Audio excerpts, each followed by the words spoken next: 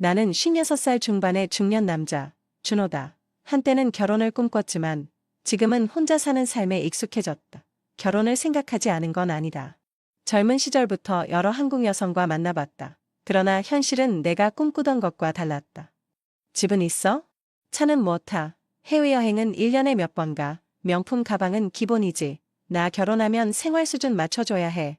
그들의 입에서 나오는 말은 늘 돈과 조건이었다. 사랑과 정은 뒷전이었다. 내가 원한 건 함께 나이 들어가며 의지할 수 있는 배우자였다. 하지만 현실은 차가웠다. 돈을 얼마나 쓰느냐에 따라 사람의 가치는 결정되는 것 같았다. 비싼 레스토랑, 화려한 명품, 남들의 시선을 의식하는 삶. 한국 여성들과의 만남이 이어질수록 실망만 커졌다. 한 여성과 만나 데이트를 한 적이 있었다. 나는 정성이 담긴 작은 선물을 준비했지만 그녀는 대수롭지 않다는 표정을 지었다. 이런 거 말고 브랜드 있는 거 좋아해요. 그 말 한마디가 가슴에 비수가 되어 꽂혔다. 그녀는 나의 마음이 아닌 내가 얼마나 돈을 쓸 수 있는지를 보고 있었다. 또 다른 여성과는 미래를 이야기했다. 하지만 그녀는 현실적인 조건만 따졌다. 부모님은 어떤 집에 사세요? 아파트 평수는 몇이에요? 이야기가 깊어질수록 나라는 사람 자체보다는 배경을 중요하게 생각한다는 게 느껴졌다. 결국 나는 한국 여성과의 결혼을 포기했다. 결혼을 포기하고 난 후에도 가끔 외로움을 느꼈다. 혼자 사는 것이 익숙해졌지만 어딘가 허전한 느낌은 지울 수 없었다. 어느 순간부터 나는 단순히 혼자가 아니라 함께할 누군가를 찾고 싶은 마음이 들었다. 그러던 어느 날 운명이란 게 정말 존재하는지 믿게 될 일이 생겼다. 나는 작은 음식점을 운영하고 있었다. 소박한 가게였지만 내 손맛을 좋아하는 단골 손님들이 많았다. 점심 장사를 끝내고 한숨 돌릴 때쯤 우연히 한 외국인 여성이 가게에 들어왔다. 안녕하세요. 여기에서 일할 수 있을까요? 유창하진 않지만 또박또박한 한국어였다. 고개를 들어보니 젊고 단정한 모습의 여성이 서 있었다. 그녀는 22살 베트남에서 온 리안이었다. 일할 곳을 찾고 있는데 혹시 도와주실 수 있나요? 순간 고민이 되었다. 가게가 그리 큰 것도 아니고 이미 알바생도 있었다. 그런데 그녀의 간절한 눈빛이 이상하게 마음을 움직였다. 무작정 거절하기도 미안했다. 요리는 할 줄 알아? 네. 베트남에서도 식당에서 일했어요. 청소도 잘하고 열심히 할게요. 그녀는 밝게 웃으며 말했다. 그 미소가 어찌나 맑고 순수하던지 마음이 흔들렸다. 좋아. 한번 해보자. 그렇게 리아는 내 가게에서 일하게 되었다. 리아는 단순히 일자리를 찾기 위해 온 것이 아니었다. 그녀는 진심으로 무언가 배우고 싶어하는 눈빛이었다. 그날 이후 리아는 매일 아침 일찍 출근했고 내가 말하기도 전에 가게 구석구석을 청소했다. 음식 재료를 정리하고 설거지를 할 때도 작은 실수 하나 없이 꼼꼼하게 처리했다. 어느 날 점심 장사가 끝난 후 나는 그녀에게 물었다. 리아나, 한국엔 언제 왔어? 그녀는 잠시 망설이다가 대답했다. 3년 전에 왔어요. 처음에는 공장에서 일했는데 몸이 너무 힘들었어요. 그래도 한국에서 열심히 살고 싶었어요. 나는 그녀의 대답에 놀랐다. 이 작은 체구의 여성이 그렇게 힘든 일을 하며 견뎌왔다는 사실이 믿기지 않았다. 그날 이후 나는 그녀에게 요리를 조금씩 가르쳐 주기 시작했다. 처음에는 간단한 반찬부터 시작했다. 김치볶음밥, 된장찌개, 그리고 간단한 무생채. 그녀는 집중해서 내 손놀림을 따라했고 실수가 있어도 좌절하지 않았다. 하루는 그녀가 직접 만든 김치전을 내게 내밀었다. 사장님, 오늘은 제가 해봤어요. 한번 드셔보세요. 나는 한입 베어 물었다. 김치의 적당한 신맛과 바삭한 식감이 나쁘지 않았다. 그녀는 내 표정을 살피며 긴장한 눈빛을 보냈다. 맛있어. 아주 잘했어. 그 순간 그녀의 얼굴에 해맑은 미소가 번졌다. 정말요? 다음엔 더 잘 만들게요. 그날부터 리아는 요리를 배우는 것이 더 즐거워졌다. 단순히 일하는 것이 아니라 진심으로 무언가를 배우고 성장하는 것을 기뻐했다. 그리고 나 역시 그녀의 성실함과 따뜻한 마음씨에 점점 더 끌리기 시작했다. 아는 정말 성실했다. 항상 먼저 출근해 가게를 깨끗하게 청소하고 음식 재료도 정리했다. 고객들에게도 친절했고 힘든 일도 마다하지 않았다. 그녀는 한 번도 불평을 하지 않았고 오히려 작은 일에도 보람을 느끼는 듯했다.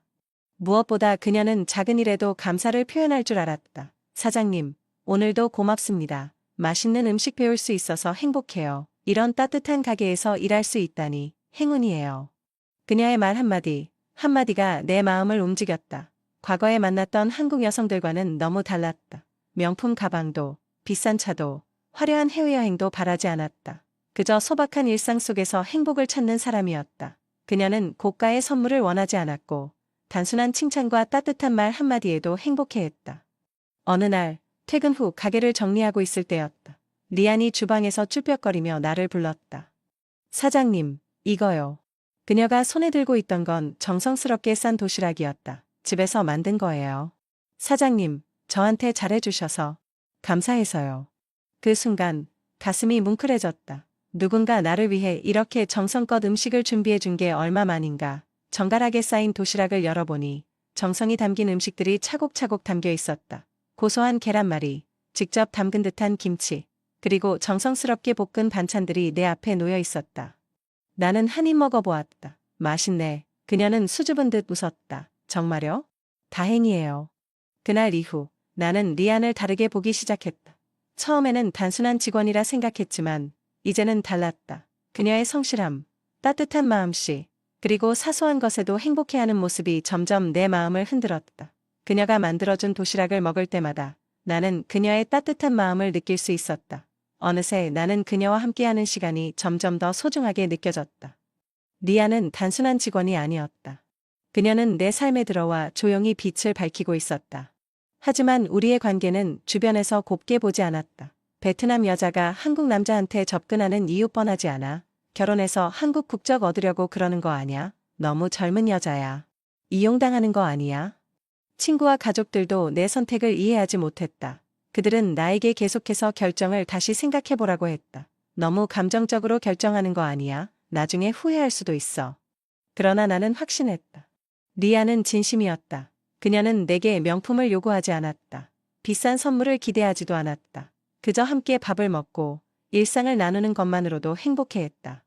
어느 날 우리는 함께 산책을 나갔다. 조용한 공원을 걸으며 그녀는 내 손을 꼭 잡았다. 사장님, 저는 그냥 이렇게 같이 있는 것만으로도 좋아요. 그 말이 내 마음 깊숙이 파고들었다. 그런 그녀를 향한 내 감정도 확실해졌다. 나는 어느 날 리안을 불렀다. 리안아, 너는 어떻게 한국에 오게 된 거야? 그녀는 조용히 과거를 이야기했다. 베트남에서는 가족을 위해 돈을 벌어야 했다. 어려운 형편에도 항상 긍정적으로 살려 노력했다. 처음에는 베트남에서 작은 가게를 운영하려 했지만 현실은 녹록지 않았다. 그러다 한국에서 일할 기회를 찾았고 여기까지 오게 되었다고 했다. 그녀는 내게 고백했다. 사장님과 함께하면 마음이 편해요. 정말 행복해요. 사장님은 저를 진심으로 대해주시는 유일한 사람이에요.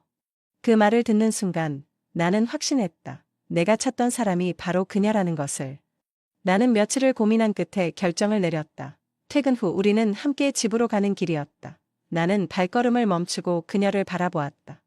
리안아, 나랑 결혼할래? 그녀의 눈이 커졌다. 그러더니 곧 환하게 웃으며 고개를 끄덕였다. 네, 저도 사장님과 평생 함께하고 싶어요. 그 순간 나는 처음으로 완전한 행복을 느꼈다. 우리는 서로를 바라보며 손을 꼭 잡았다. 우리 앞에 펼쳐질 새로운 미래를 기대하며 우리는 결혼했다. 결혼식은 소박했지만 어느 결혼식보다 행복했다. 리아는 나에게 진정한 가정의 의미를 알려주었다. 과거에 나는 화려한 삶을 좇았다. 명품을 사고 고급 레스토랑에서 식사를 하며 주변의 시선을 의식했다. 그러나 진짜 행복은 그런 곳에서 오지 않는다는 걸 깨달았다. 우리는 작은 집에서 서로를 배려하며 살았다. 아침이면 함께 따뜻한 차를 마시고 저녁이면 나란히 앉아 하루를 이야기했다. 리아는 항상 나를 기다려 주었고 집을 따뜻하게 만들어 주었다. 그녀는 힘든 일이 있으면 조용히 내 옆에서 손을 잡아 주었고 때때로 베트남에서 가져온 작은 요리를 만들어주며 나를 위로했다. 나는 점점 더 그녀와 함께하는 시간이 소중해졌다. 우리의 일상은 평범했지만 매 순간이 따뜻했다. 비가 오는 날이면 그녀는 따뜻한 수프를 끓여주었고 힘든 날에는 작은 손편지를 써서 내 가방에 넣어주었다. 이제야 진짜 사랑이 무엇인지 알았다. 겉으로 보이는 조건이 아니라 함께 살아가면서 느끼는 소중함이 중요했다. 리안과 함께하는 삶은 예상치 못했던 행복으로 가득 찼다. 나는 더 이상 외롭지 않았다. 나를 있는 그대로 받아주고 함께 미래를 꿈꿀 수 있는 사람이 곁에 있다는 것, 그것이야말로 내가 찾던 진정한 사랑이었다. 사랑은 조건이 아닙니다.